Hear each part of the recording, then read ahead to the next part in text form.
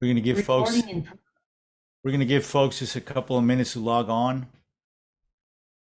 We're going to be putting some things on the screen, so pay attention to the chat, please.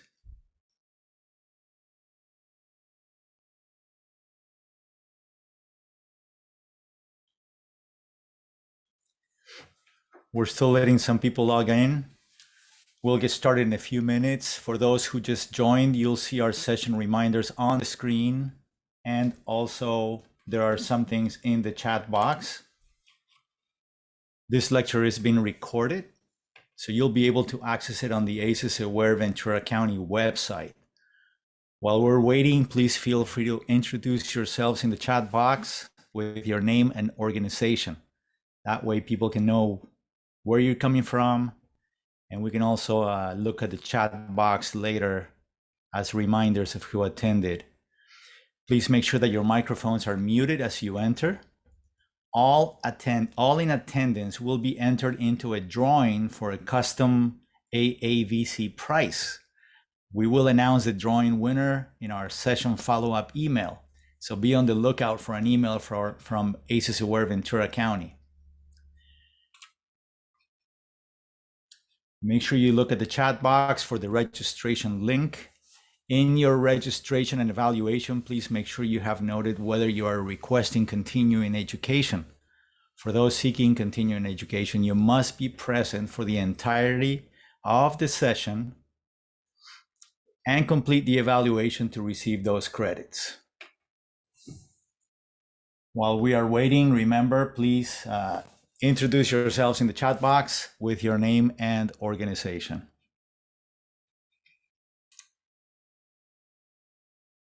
Thank you. I see Elisette, James, Ogai, Brandy, Laurie. Thank you everybody for joining.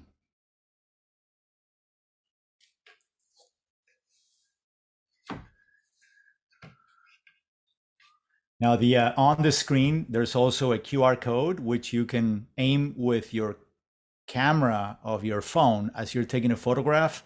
When you aim it, there'll be a link that appears on the screen of your phone, of your smartphone, and that you can use as your registration for the webinar.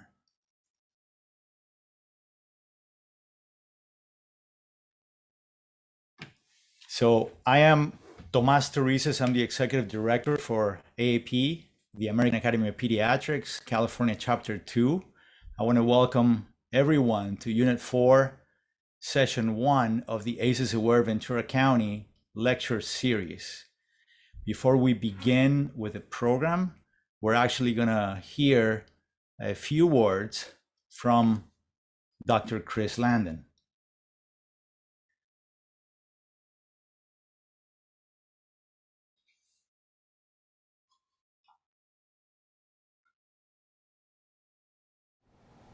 Hi everyone. Thank you for joining us for this session that is part of the AAVC Provider Training Lecture Series. We hope this session is both informative and engaging for you. Don't forget to register and complete the evaluation so we know who our audience is and how to improve in the future. All who register, including those who are watching this as a recording, will be entered into a raffle for a special ACES Aware Ventura County prize. This lecture is being recorded so you can have access to it on our website at any time. Thank you for joining us on our mission to bring better help, better health, and better hope to Ventura County and beyond.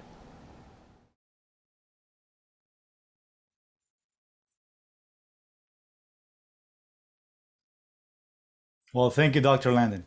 Our speaker today is Dr. Suzanne Roberts. She will be presenting Beyond ACE Screening, the role of protective factors in enhancing resilience. Dr. Suzanne Roberts received her medical degree from Keck School of Medicine at USC and did her pediatric residency at Harbor-UCLA Medical Center.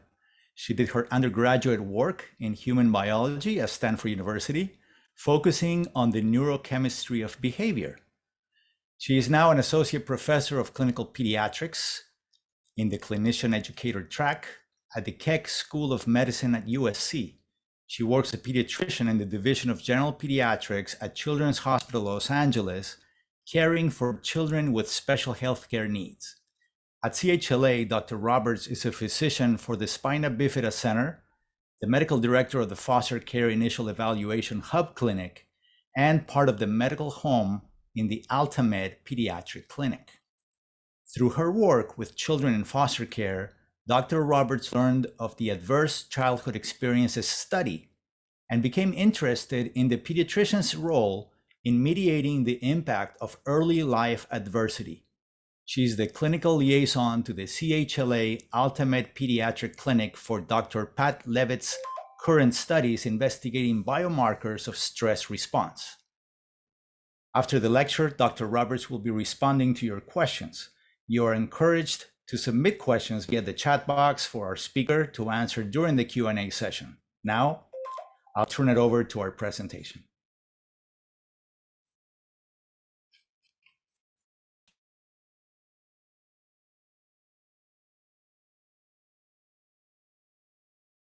Thank you so much for that introduction. Today we're going to talk about beyond ACEs screening, the role of protective factors in enhancing resilience. This is one of my favorite topics because it gives us as practitioners something active and positive that we can do when we are screening our patients and families for ACEs.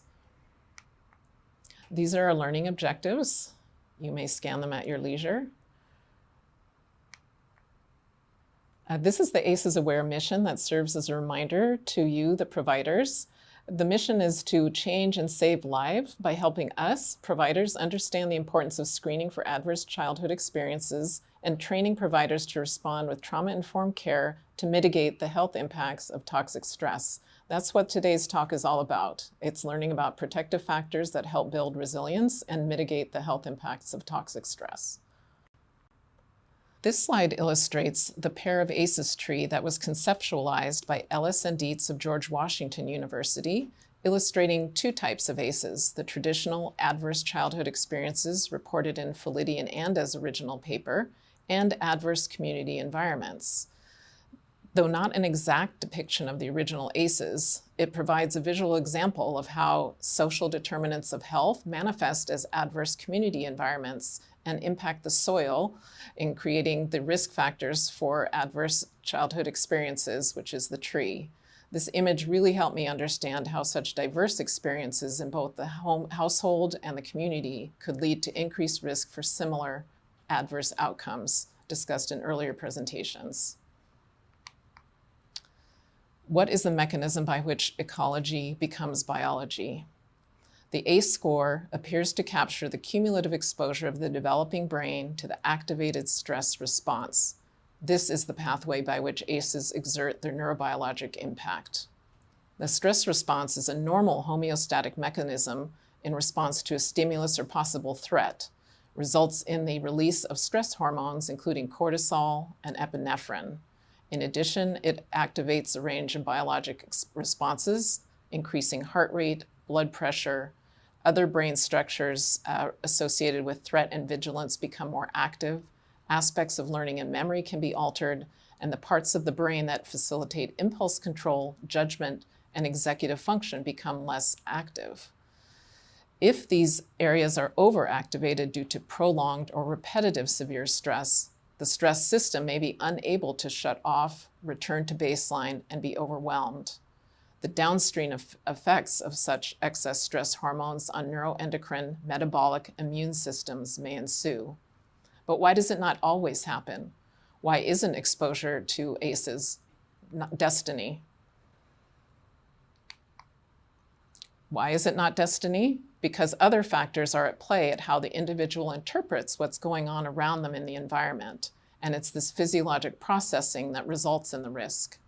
The two main factors, in addition to the exposure to the adversity, are the presence of protective factors that buffer the stressors and the differential susceptibility to adversity. I would like to briefly discuss the differential biologic responsivity to stress. This can be even within one family. Some parents will describe, oh, I have a high maintenance child or I have a low maintenance child. So it's not just the family itself, it's something within the child. Differential intervention may be needed. For example, a high sensitivity child might respond very well to therapy, whereas a low sensitivity child might not respond at all. University of California, San Francisco professor of pediatrics, Dr. Tom Boyce, has published a book on this topic, The Orchid and the Dandelion, Why Some People Struggle and All Can Thrive. Dandelion children are those who do okay in any environment. Orchid children will thrive in a positive environment, but may wilt in a negative environment. So this type of individual sensitivity to environmental contexts may have a genetic basis. If someone has a certain allele, for example, a serotonin transporter allele, and they're exposed to adversity, they may develop depression. If a person has the same allele but is not exposed to adversity, they may not develop depression. If they have positive experiences, they may thrive. In terms of the general population, about 30% of people may be high sensitive, and about 30% are low sensitive, and most people are in the middle. So just understanding this is one of the factors that can impact whether or not ACEs will have adverse health outcomes or not.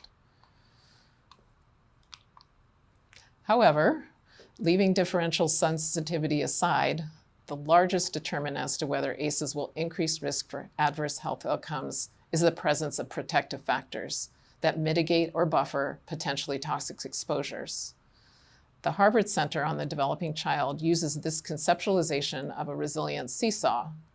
The fulcrum is the individual's susceptibility and/or the individual's core skills. The aim is to pile on more positive experiences, more positive environments, to tip the balance towards more positive outcomes. It turns out that we do know what these positive or protective factors are that can tip the seesaw towards more positive outcomes. Protective factors include intrinsic or extrinsic conditions or attributes that mitigate risk for toxic stress, such as curiosity, interest in learning, ability to pay attention, persist in completing tasks, regulate emotions and behavior, feeling cared about and heard when things are hard, having a sense of belonging in the school and community, and as well as the biologic factors we mentioned before. So we will be talking about resilience, which is the process of adapting well to life stressors and remaining healthy in the presence of risk factors. We'll also be talking about protective factors, which decrease vulnerability to health risks, and also talk about promotive factors that positively enhance well-being.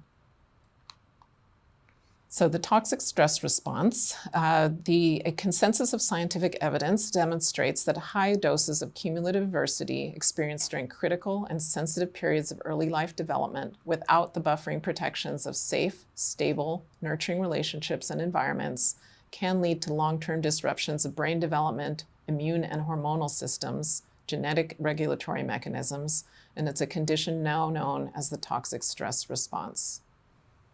So how can we help buffer from toxic stress? That's the point of protective factors. Toxic stress can be ameliorated into tolerable stress, which does not have the long-term serious health consequences associated with it. It allows the stress response to return to normal even after a fairly major stressor.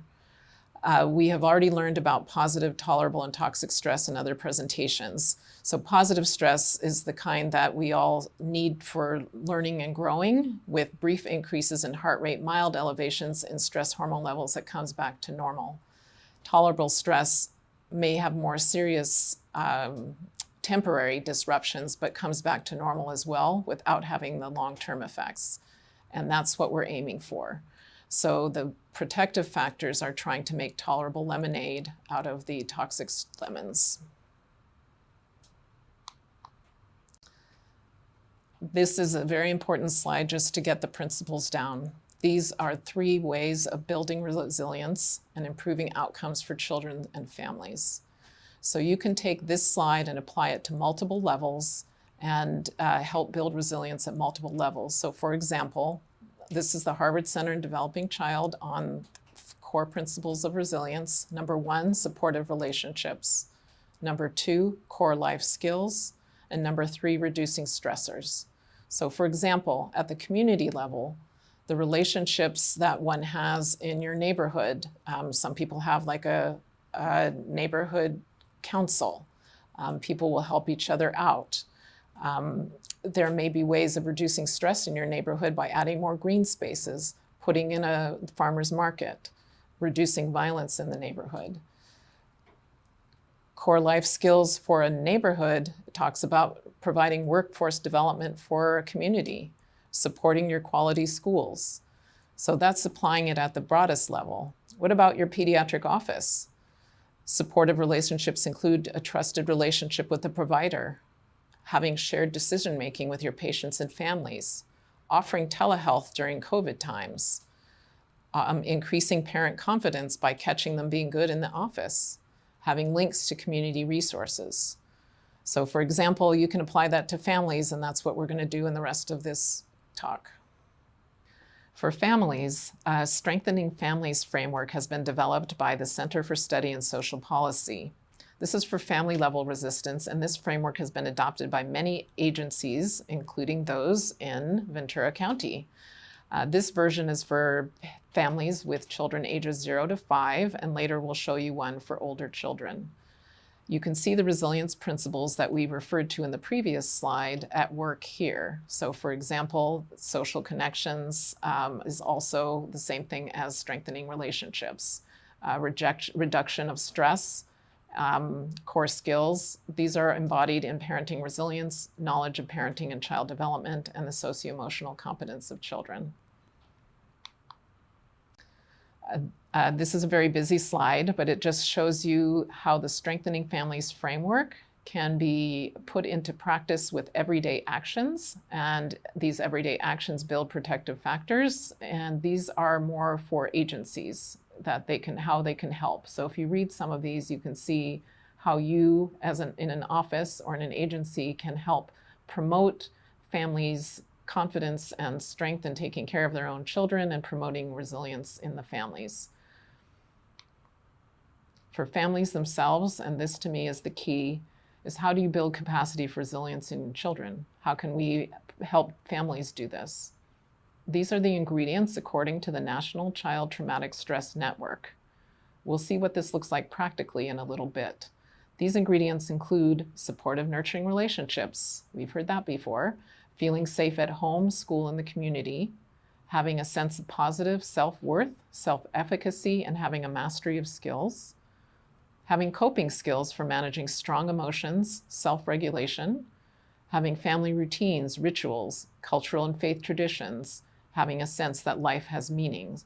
While it may seem that this is a tall order, in fact, resilience researcher Ann Maston in Minnesota calls this ordinary magic. How do we start to build this resilience? We start with the first year of life. Parents can engage in activities that will build a secure attachment. Secure attachment is a gift that reaps lifetime benefits and provides the best initial buffering from toxic stress. The activities include a mutual gaze with the baby, facial expressions, vocalizations, touch. Harvard Center on Developing Child calls this interaction serve and return, with the caregiver responding sensitively to the baby's cues. If the caregiver is sufficiently near, attentive, and responsive during a child's first year, consistently, this child and parent are on their way to a secure attachment. There are lifelong benefits for the child. Child with secure attachment gets along better with his parents, siblings, friends. They are more hopeful as they grow up. They are more trusting that good things will happen, and they end up as better problem solvers. So this doesn't seem like too tall of an order to do things that mothers and children often do naturally. And that's why it's ordinary magic. Ann Maston, in her book, Ordinary Magic, notes that the factors contributing to resilience reflect the activation of, quote, fundamental adaptive systems that protect human development under different circumstances shared by cultures through time all over the world, end quote. Attachment, social networks, self-regulation, learning, mastery, motivation, all these activities that support the development of protective factors. In these pictures, you can see a mother and child reading a book. You can see a father playing with his son with blocks. You can see a child mastering a block structure on his own. And you can see a mother trying to comfort and console her upset child. Again, these seem like normal childhood things, and yes, they are, but these are protective factors. What about for older kids? The adaptive systems expand to include education, the school system, spiritual and cultural beliefs, their communities, their peers. So activities to build protective factors are simple, such as family dinners. The child feels heard, the child has a sense of belonging, you're going to ask about their day, they know what to expect. That kind of security and routine provides them with some protection against times when it's not like that. Other activities include positive school environments, sports teams, other kinds of teamwork, and then, as you can see at the bottom, sort of cultural or family traditions, all providing the child with a sense of belonging, a sense of tradition, a sense that people think that they matter and are important in the chain of the generations. How can the pediatric practitioner help? In a pediatric office, we can explicitly promote secure attachment, parenting, knowledge of development, school readiness, family routines, including shared meal time and playtime. Another valuable resource is Help Me Grow, which is available in Ventura County and other communities to connect service providers to each other to create an interconnected system of care to meet individual family needs. I wanted to point this one out because these are things we literally practically can do in an office every single day, and you're promoting protective factors that help mitigate toxic stress. Reach out and read. You know you're promoting literacy, you're promoting closeness, you're promoting activity with the parent and child every day. Some practices do have a little prescription pad with, this was in the old days when we had paper prescriptions, but you would say play. Sometimes parents are so busy taking care of things that they forget to have fun with their child. It doesn't have to be major. You can just spend 10 minutes when you come home from work interacting with the child, and that will buy you an hour of free time afterwards. But the child knows you're going to be there for them for that 10 minutes with undivided attention. If you're looking for an app, because modern parents are all for apps, the First 5 LA has the Talk, Read, Sing app, and there are some others that you can look at, the Vroom app, with activities that are appropriate for the child's developmental level, but again, promote interaction with the parent and child. If you're looking for a trustworthy website, I refer them to the AAP's healthychildren.org website. They're checking Dr. Google all the time for a lot of things, and so you want to have them have a trustworthy source of information. So providing these from your pediatric office can go a long way in helping the families feel confident they have the right tools to help their child. The organizations at the bottom, Help Me Grow, we mentioned, First 5 California, and First 5 Ventura County, and then the 211 Ventura County. These are also resources in the community that can help families find information about resources to help them with their children as well.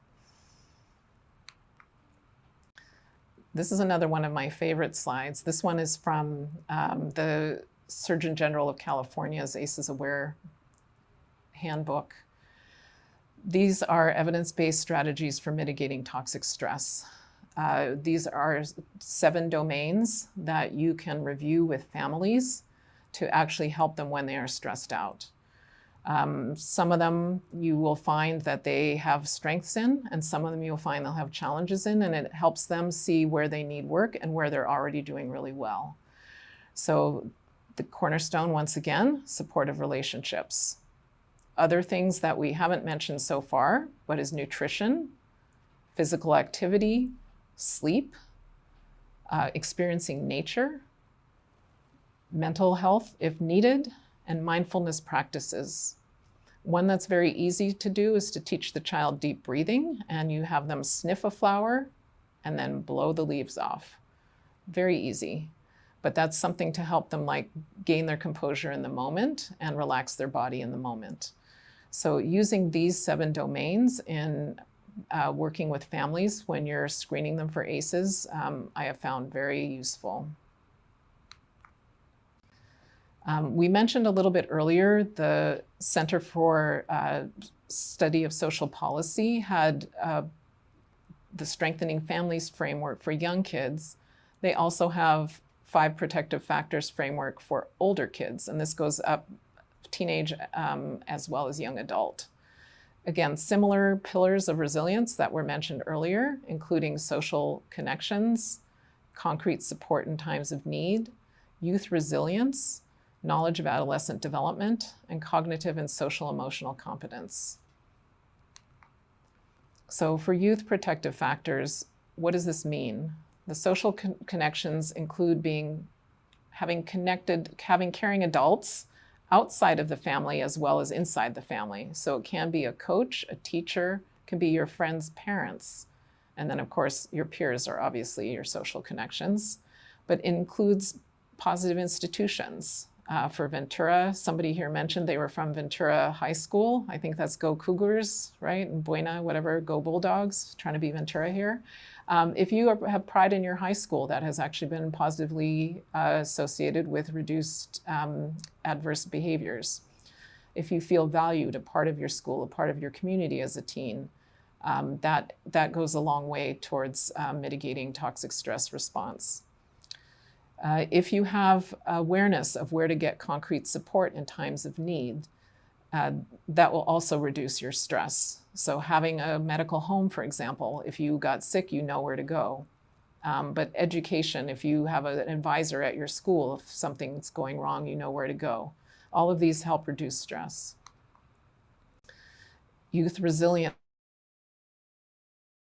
of, does the child believe they have a future? Are they worthy of a future? Who's helping them work towards their goals? Who's helping them get through their day? Many teens who engage in risky or destructive behaviors may not feel they have a future. You sometimes hear it on the news that they didn't think they were going to live to be 30, so why don't we live for the moment? They don't believe in themselves, or others don't believe in them. They don't think what's going to happen past high school. So if you can spend the time to help them, what's after high school, can we help you get there? You are contributing to their resilience. This one is more for adults, but kids themselves, a knowledge of what's normal adolescent development, what is normal in the developing brain, what happens at puberty. This is very important because, as we all have experienced, the limbic emotional system development outpaces the prefrontal cortex, where judgment and self-regulation occurs. So there's less robust judgment when it comes to making decisions where emotions or short-term rewards are involved, therefore more risk-taking. Kids who are developing a sense of their identity, they're trying to figure out where they fit in their family, in their society, in their culture. Knowing themselves and being true to themselves is the, best way of reducing stress. This obviously has been affected by social media these days, so this, again, like keeping an eye on this is important.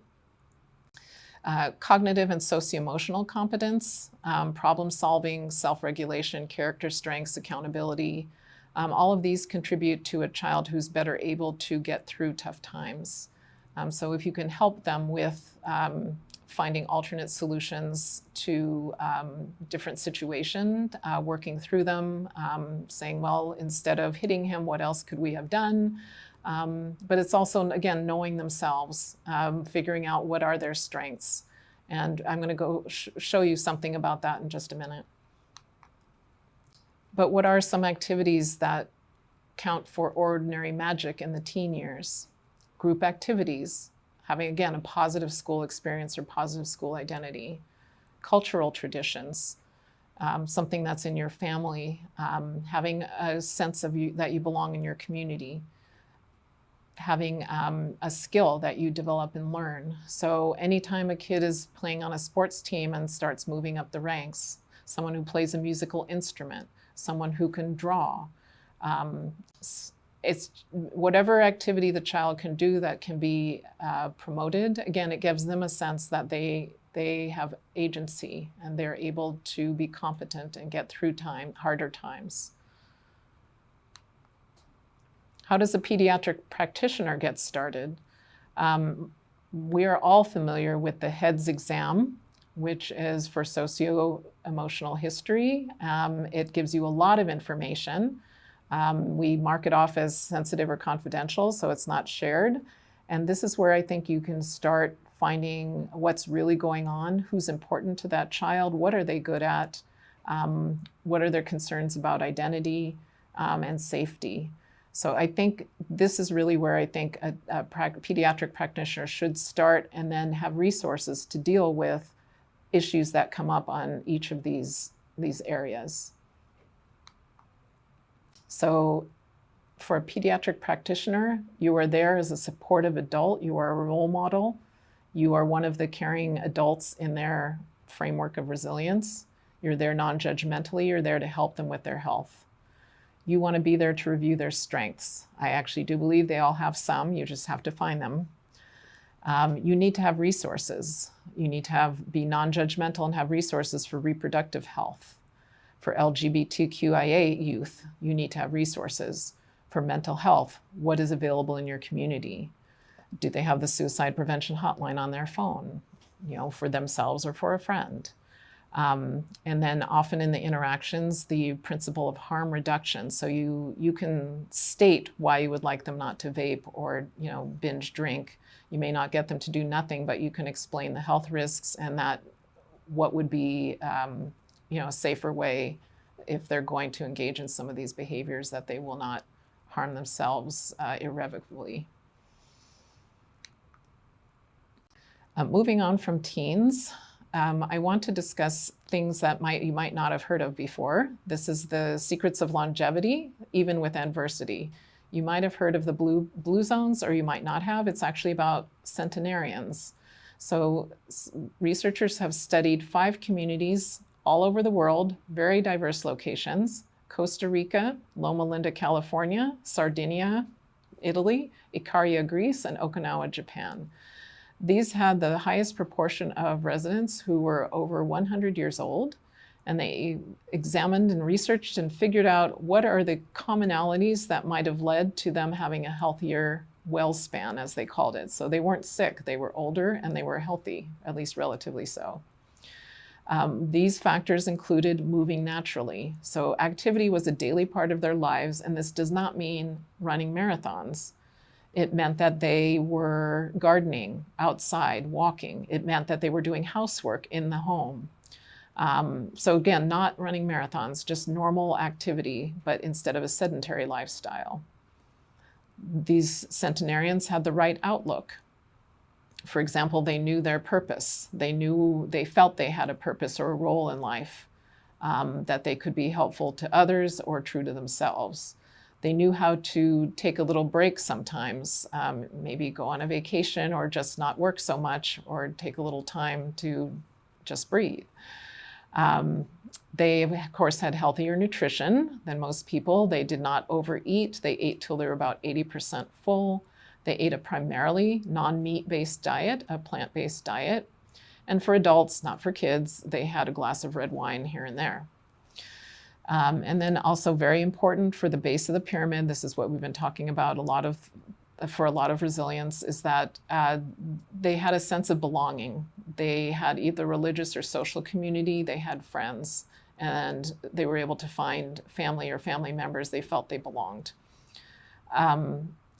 These people had a history of adversity. They were not spared. It's not like they had no ACEs in their lives. Many of them did, in the same proportion that is found in all studies. But what they had was these counter factors that allowed them to live a healthier lifespan.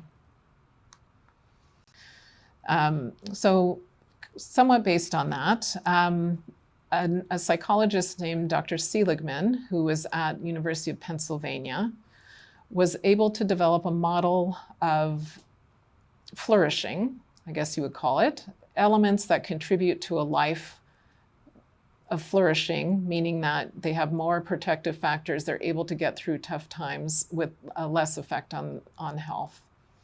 Please note the similarities to the findings from the Blue Zone Pyramid.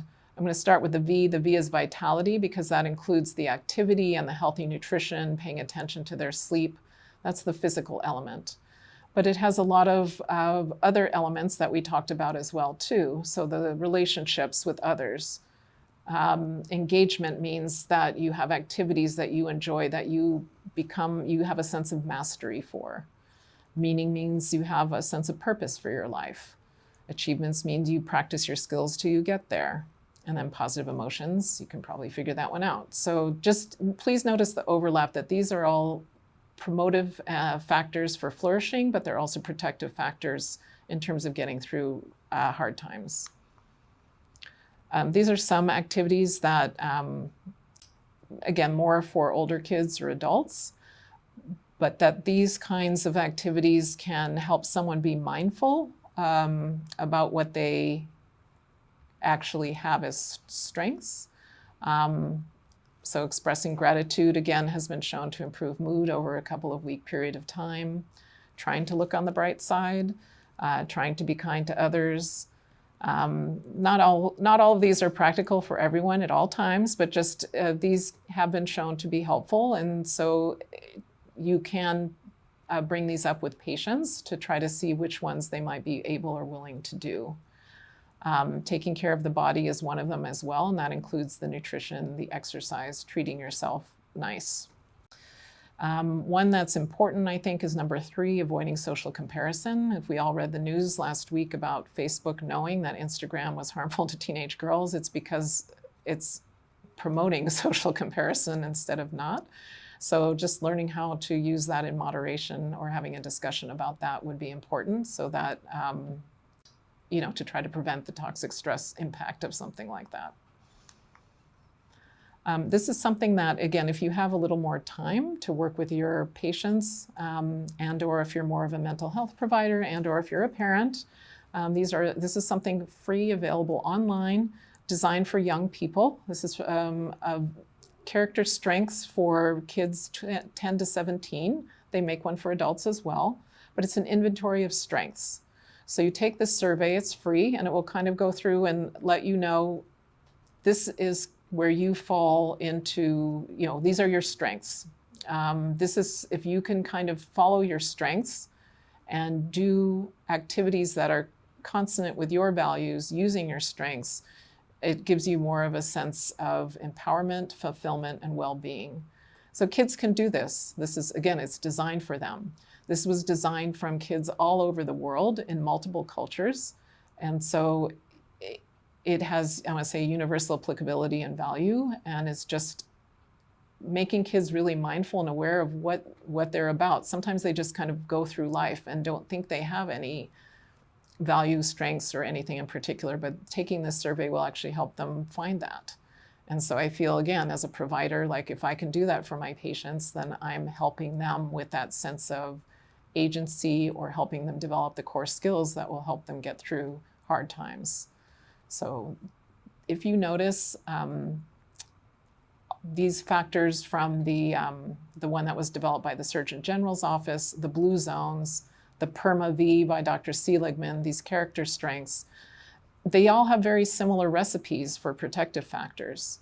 So these all are helpful in trying to reduce the impact of adversity and trying to enhance your capacity for resilience. In cases where there has been trauma and you feel there really has already been an impact, I do want to pay tribute to some of the evidence-based mental health therapies that are available and that you as a practitioner should be connected to in your community if available. In some rural areas it might be harder, but with telehealth nowadays, hopefully you're able to make a connection. Child-parent psychotherapy is for the youngest of dyads. It's most helpful 0 to 5. It actually really helps the mother who may have experienced her own trauma and may have trouble promoting certain things in her child. It helps her realize it, helps her get through her own situation, but meanwhile, she's able to be a parent and understand what makes her child thrive. So that has actually been shown to lengthen telomeres, like help literally physically reduce stress at a cellular level. So this one, very helpful if people can go through that. Trauma-focused cognitive behavioral therapy for a slightly older age child and teenagers.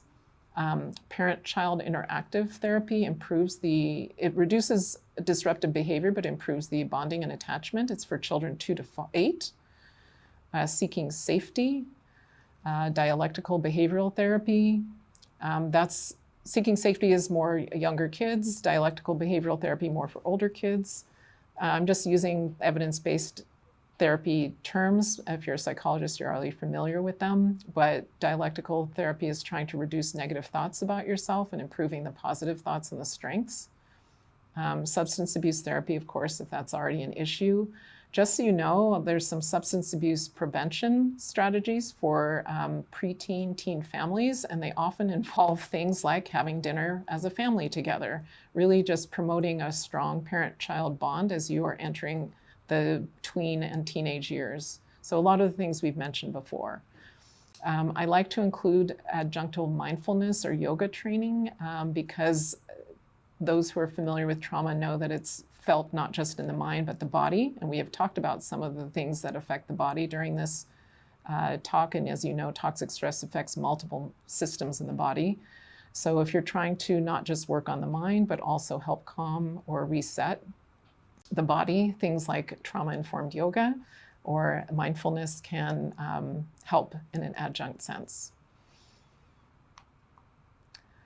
I want to thank you for paying attention to this presentation today. I hope that you have gleaned at least some examples to help you in your office or in your personal life to try to promote protective factors and help children through tough times and reduce the impact of toxic stress on their lives.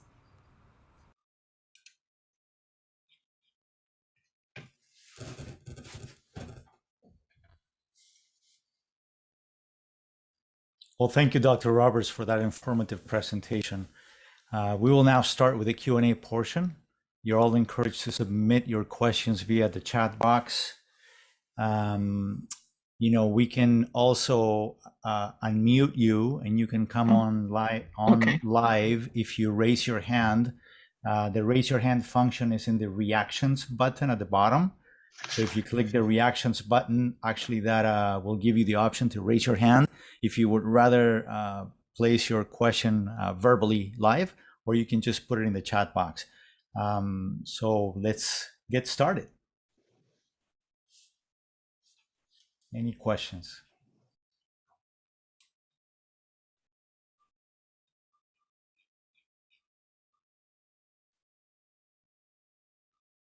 Somebody asked if we are going to share the slides. We will absolutely share the slides. The slides will be available on the website, and they will be sent to you as well.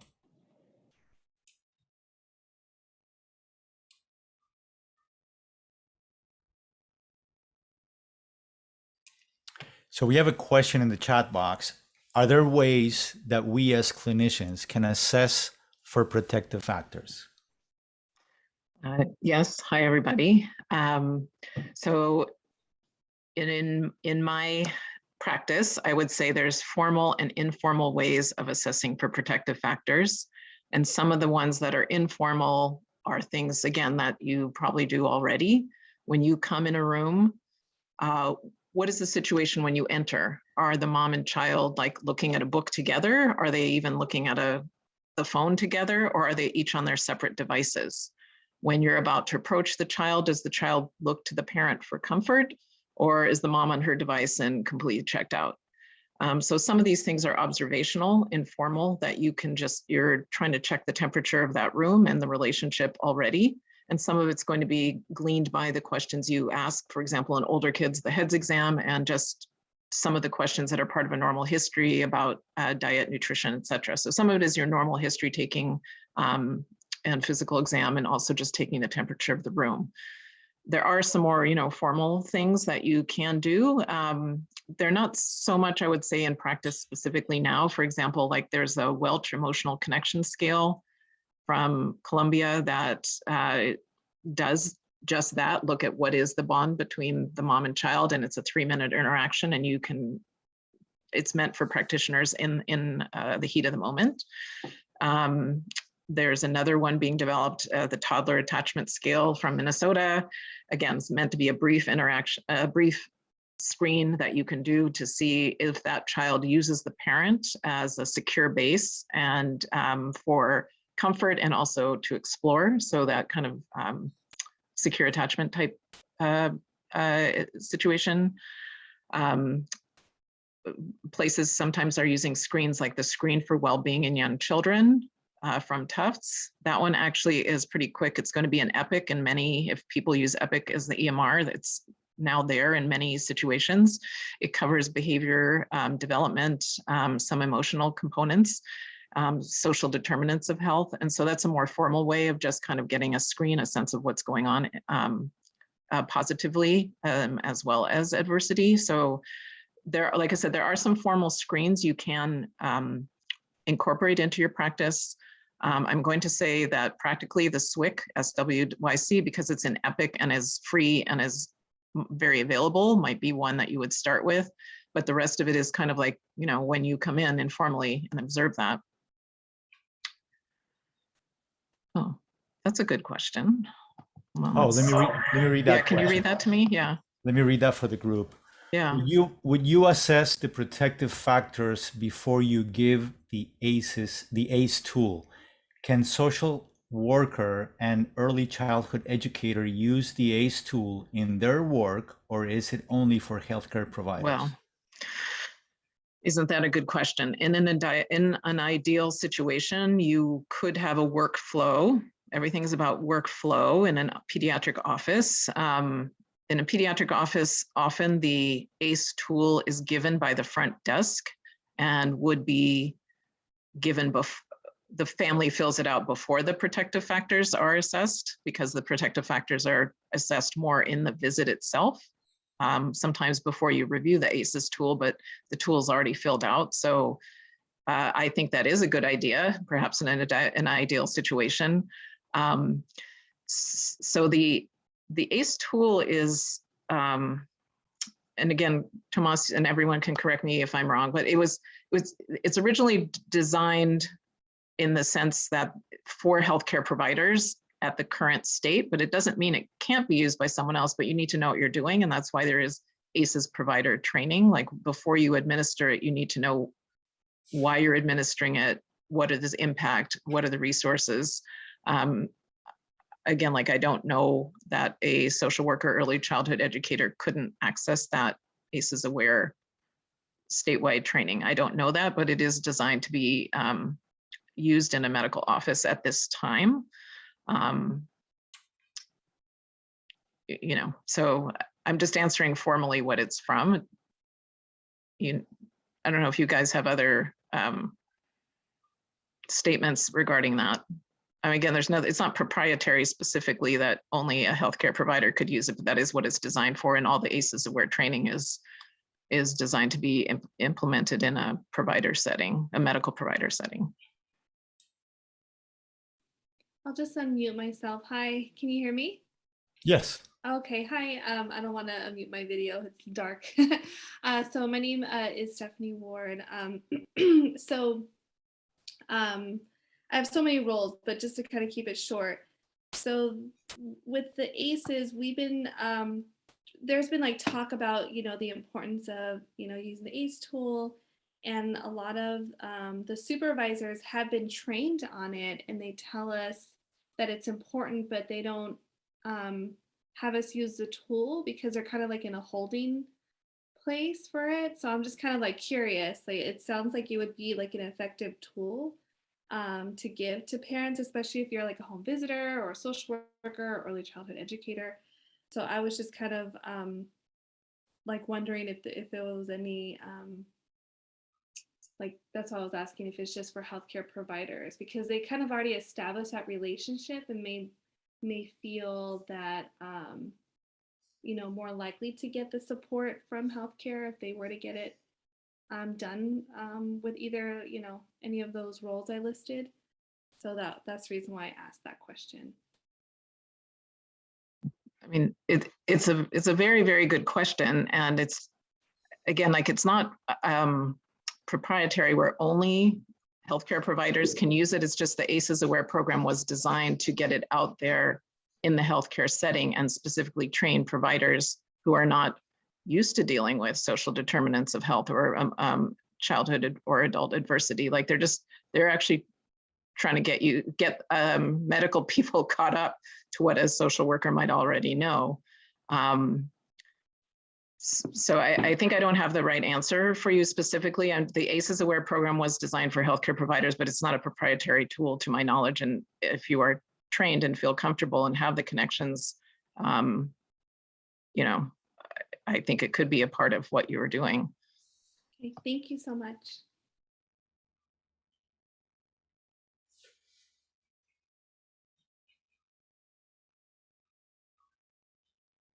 And thank you, Brandy, for your comment. Brandy placed a comment in the chat stating that they use the ACEs tool when working with youth in a prevention program about 6 years ago.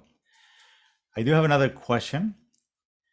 The question is, how can physical and or mental disabilities like cerebral palsy, cystic fibrosis, dyslexia, autism affect either positively or negatively a child's capacity for resilience? Can the therapy services they receive, such as PT, ABA, etc., be part of the ACEs Aware program, and how would that be? So I actually completely love this question. Thank you. So as you can imagine, raising a child or being a child that has physical or mental disabilities makes life challenging. And so having the skills or deliberately building capacity for resilience in that family and child is actually extra important because, you know, on the seesaw thing, they are more prone to having the negative or adverse part of the seesaw pile up on them. And so deliberately building the 3 pillars of resilience for them. So positive relationships, the core skills, and reducing their sources of stress. That's going to be extremely important in this population. And the services that are mentioned here, physical therapy and ABA, those are important in all those realms. So for example, the family's relationship with a physical therapist or with their ABA provider, like that's already a source of strength. That's somebody on your team, somebody on your side that's going to help build resilience. The services they actually provide are building skills in that child. So again, that's skill building, core skills, like that's helping them for their capacity for resilience. And plus having a source where the parent can go for behavior problems that they're concerned about or physical limitations, like that's reducing their source of stress. So literally these connections to services like these therapies is essential to building the capacity for resilience, which is only the more important in a child that has disabilities.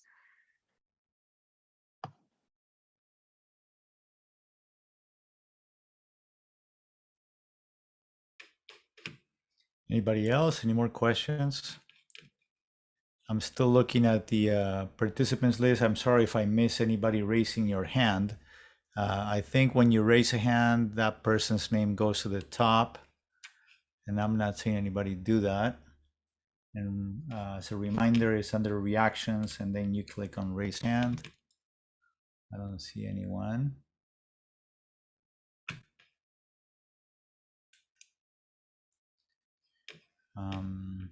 Oh, here's a long question. Okay, so how have you utilized the PERMA-V promoting activities with parents?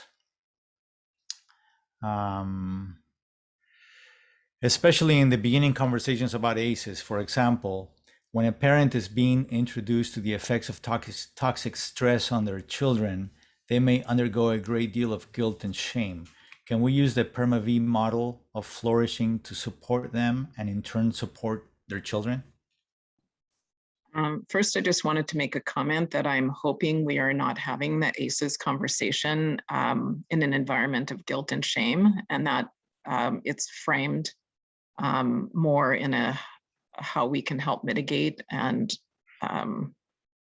create protective factors, resilience, positivity, and not guilt and shame. That's a whole other conversation. But how have I done it is, if you notice PermaV and the Surgeon General's model of the domains to help reduce stress, there is a lot of overlap. What I did, especially during telehealth days, which telehealth is a miracle, is I had them fill out like their own chart with the different areas. So you could either use the PermaV or what I actually did was use the Surgeon General's 7 domains, and I had the kids, and you can have the parents do it too, fill them out in every area and see where their strengths are, which is what it's designed for, but also what areas might need work. And, you know, during pandemic times, you came up with a lot of very interesting things, like people stopped going out of the house at all, and they had a pet and they would just keep the pet inside, and no one was going out, no one was walking the pet. And something just as simple as that is like, take your dog out. It gets you outside, it gives you exercise, it gives you a companion, it makes both of you happier. Something very simple like that I would uncover just by going through all those things, that they were literally very sedentary and not even leaving, literally not leaving the house, and, you know, contributing to kind of a negative mood. And, you know, we saw a lot of kids gain a lot of weight and be depressed or anxious during COVID times. And so going through that as an exercise, sometimes in a pediatric visit, you don't have a lot of time to do that. And so you might give it to them and follow up with the telehealth. And then when I was doing a lot more telehealth in general, I would just do that as my visit and follow up with it. So I made my own little chart of all those areas that's on the Surgeon General's page. It's not too hard. Again, it's, you know, exercise, activity, nutrition, mindfulness, nature, and just had them fill it in.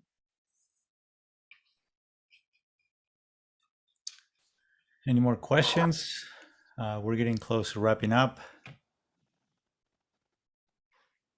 Can I make a comment? I just want to Yeah. say, like, it seems like some of the people here are from agencies that help children, not specifically pediatric offices. And then just like, more power to you. You are actually part of the solution. You are the community agencies that help the parents build. Again, you're part of the building resilience already, like you're part of the solution already. So thank you. You're getting heart reactions already in the chat box, in the participants side. Like I said, this is trying to get doctors up to snuff, because this has health implications, but we're not there as advanced as the agencies already. Well, thanks everyone for your thoughtful questions. I hope you feel better equipped to recognize and promote these protective factors when you're working with your patients and families. Dr. Roberts, thank you so much again for your presentation and for being with us today. Thank you so much. Thank you, everybody. Yeah, please, everyone, stay on for some important reminders from the Landon Pediatric Foundation.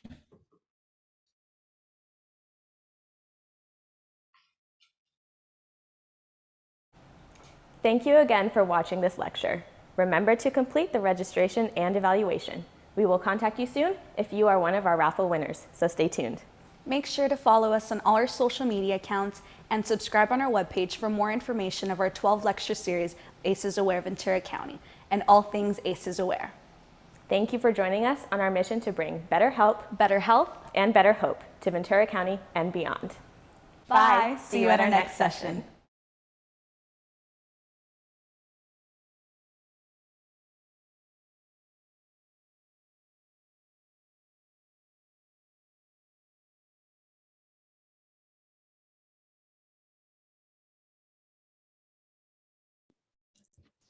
Hi, everyone, and thank you again so much for joining. Thank you to Dr. Roberts for that presentation and to Tomas for moderating the session. I hope you all found it informative. We do have 2 more sessions to round out our 12-session series. So those are posted on our website if you'd like to register. And again, this slide has a few reminders about the evaluation as well as our drawing. So thank you again and have a great rest of your evening.